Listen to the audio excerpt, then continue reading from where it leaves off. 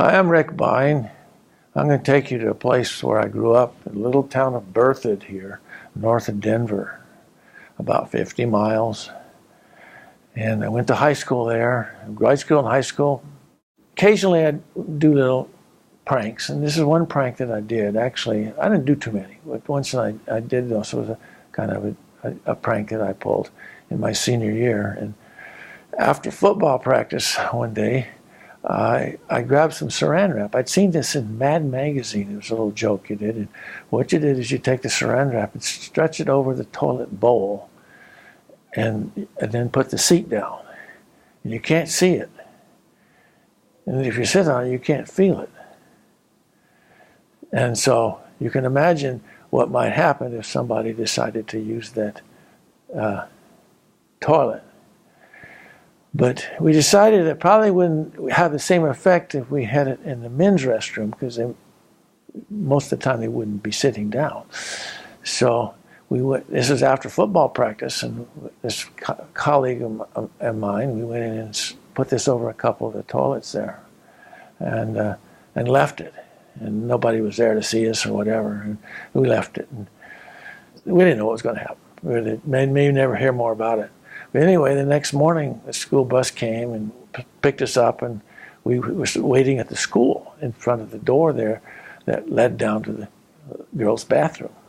And we were sitting there, and then looking through the door, it was locked, and we saw a teacher come down, this woman teacher. I'm going to call her Mrs. S, because I don't want to give her away her name at this point. But Mrs. S was heading down the stairs and went around, and we said, well, maybe she's going into the home ec room. She was the home ec teacher, and she was going to go in there. But apparently not, because in about 4 minutes later, she came stomping up those stairs, madder than a wet hen, no pun intended, and continued out up the steps into the first floor of the building, and went up there, and she came back with Mr. Zeller. He was the principal. And he was kind of had his concerned look on his face, and he didn't know what to think about all this. And so he headed back down to followed her down to the girls' restroom. And they were down there another 3 or 4 minutes. And then they came back up the steps again. And Mrs. S was just stomping away. And she really, really still mad. And he hung back because he was biting his tongue, trying to keep from laughing. And anyway, they went on up. And she was going to get even. She didn't know who did this, but she was going to figure it out, and she was sure that the guys wouldn't go in the girls' bathroom. But she took after the cheerleaders, and there was a couple of them that she just lambasted, and they didn't know what she was talking about. They couldn't even imagine what this was about. Anyway, they went in and sort of said, well, maybe we did something. We don't know. But anyway, they went and talked to Mr. Zeller, and he was telling them, explaining what he saw and what had happened. Somebody can make a real mess of themselves. And, oh, we didn't do that.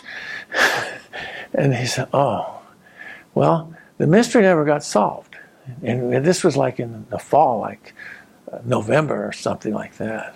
And so it went all year without it. And my colleague and I never bragged about it, never said anything to anyone. And so, but in the yearbook, the seniors had their senior will. And I willed my roll of Saran Wrap to Mr. Zeller. Now, he could have looked at that and seen that, and might not have if he had, he probably wouldn't have let me graduate. But as it turned out, he was too busy getting everything done at the end of the year, and it wasn't something he saw until several months later, in the middle of summer after school was out. But it wasn't much he could do at that point. But anyway, it was... I remember having some class reunions and this thing, and talking about it, and I remember sharing that with the cheerleaders when I saw, oh, you're the one who did that. Oh, and they started getting mad at me.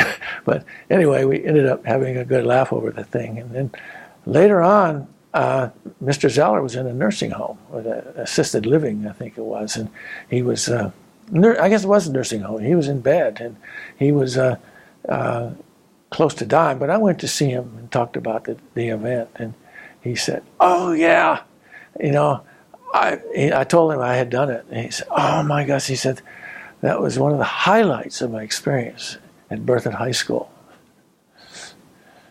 And we had a good laugh, and he passed probably a month later. And I hope he took the laughter with him.